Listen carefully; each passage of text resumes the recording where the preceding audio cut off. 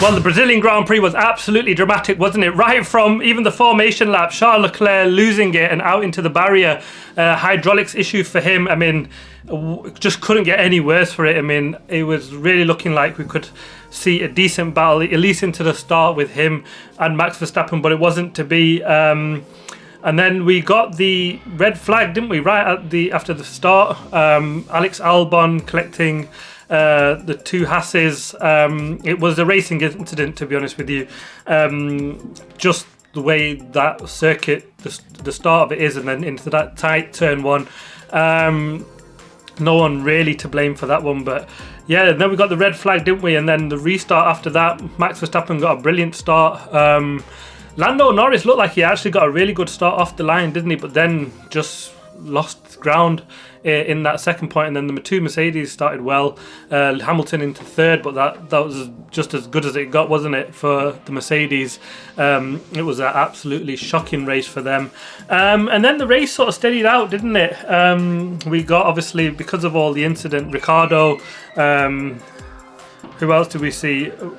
Piastri, Hulkenberg, all sort of clipping because of the damage, getting damage, and that really resulting in we're just losing a lot of cars in this race. I mean, we only got 14 finishes in the end.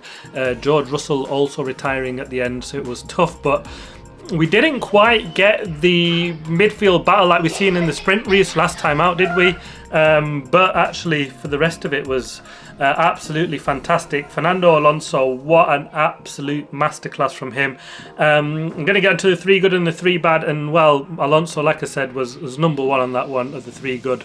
Absolutely brilliant drive. I thought he'd lost it at the end when Sergio Perez made that move with a couple of laps to go.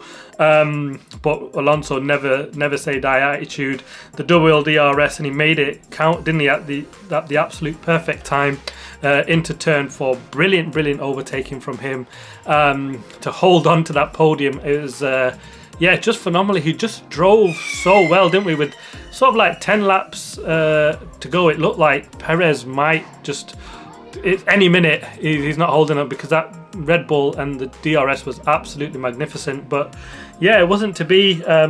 Brilliant job. This is just why we love Fernando Alonso so much, isn't it? Next up is Lando Norris. He finished second.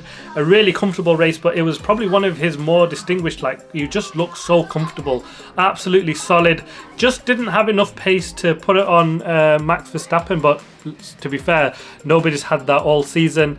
And yeah, really good result for him in P2. It looks like that win is gonna come, isn't it, at some point?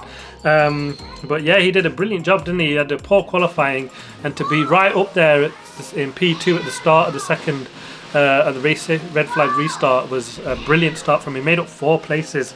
Fantastic job for him. And then the next of the 3 good, I'm going to go for Lance Stroll, because a P5 finish from him. We've normally seen Alonso doing magnificently well, but actually this was a really good from Lance Stroll, beaten by 2 Red Bulls, a really good McLaren, and only a teammate. So I think he did a really solid job here this weekend. On to the 3 bad. Well, I predicted a Mercedes win and Lewis Hamilton win, didn't I? But it was an absolutely disastrous race for them. George Russell retiring, and Lewis Hamilton finishing in 8th place.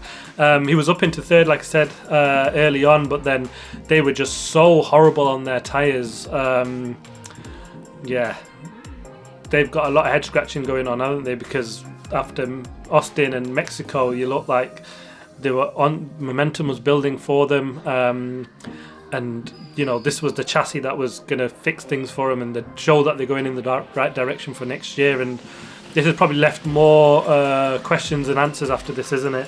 Next up is Oscar Piastri. Now, this one is hard to put him in the 3 good, possibly because he might have had damage that they couldn't really fix before the start of the red flag restart, but he just ran at the back, didn't he, throughout the race.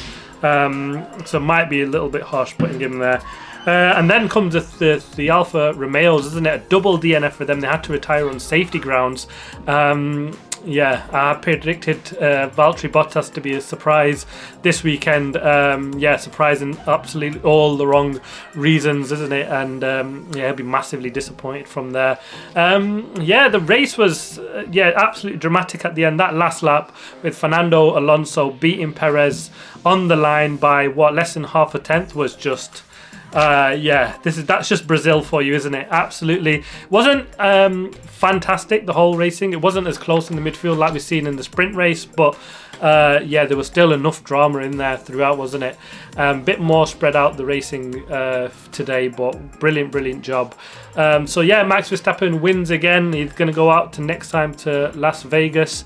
Really looking forward to that in a couple of weeks' time.